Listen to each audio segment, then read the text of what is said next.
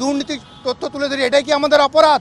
আমরা যারা এখানে কাজ করি এটাই কি আমাদের অপরাধ যে আমরা সুপ্রিম কোর্টের দুর্নীতি অনিয়ম এগুলো নিয়ে সংবাদ প্রকাশ করি? এটা আমাদের অপরাধ?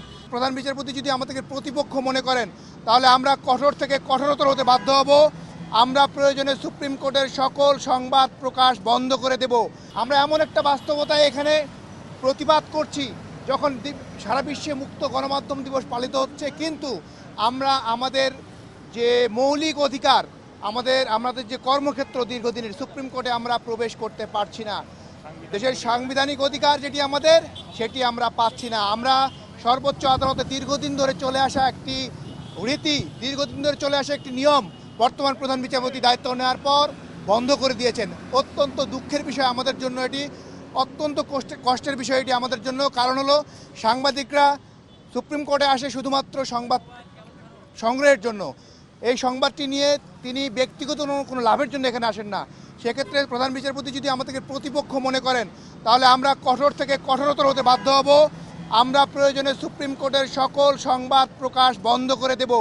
উনি যদি আমাদের সাথে আমাদের কথা না রেখে উনি যদি সুপ্রিম কোর্টে সংবাদ প্রকাশ করতে উনি যদি প্রবেশাধিকার বন্ধ করে রেখেই দেন, আমরা মাননীয় প্রধান বিচারপতির কাছে বিনয়ের সাথে বলতে চাই, আগে যেভাবে সুপ্রিম কোর্ট চলছিল, যেভাবে সাংবাদিকরা প্রবেশ করত, সংবাদ সংগ্রহ করত, সেভাবে আপনি প্রবেশ করতে দিবেন। এটা আমাদের আপনার কাছে অনুরোধ রইল। আরেকটি বিষয়, উনি বলতে চান বিশ্বের অন্য দেশে সাংবাদিকরা প্রবেশ করতে পারে না, কিন্তু বিশ্বের অন্য দেশে সর্বোচ্চ আদালতে যে শৃঙ্খলার সাথে চলে, যে অনিয়ম, বিশেষ করে সাবকন্টিনেন্টের দেশগুলো যে মাপকাঠি, যে বিচারের মাপকাঠি, সেখান থেকেও তো আমরা পিছিয়ে। আমরা দুর্নীতির তথ্য তুলে ধরি, এটাই কি আমাদের অপরাধ? আমরা যারা এখানে কাজ করি এটাই কি আমাদের অপরাধ যে আমরা সুপ্রিম কোর্টের দুর্নীতি অনিয়ম এগুলো নিয়ে সংবাদ প্রকাশ করি? এটা আমাদের অপরাধ?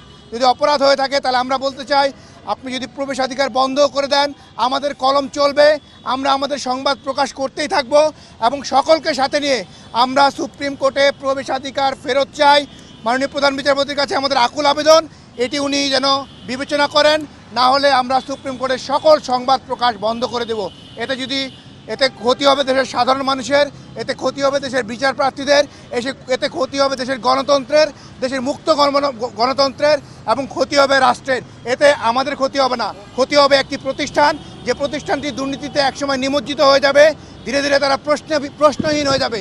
যদি মাননীয় প্রধান বিচারপতি মনে করেন তিনি প্রশ্নহীন একটি সুপ্রিম কোর্ট রাখতে চান, তাহলে তিনি প্রবেশাধিকার বন্ধ করে দিন, আমরা সুপ্রিম কোর্টের সংবাদ প্রকাশ বন্ধ করে দেব।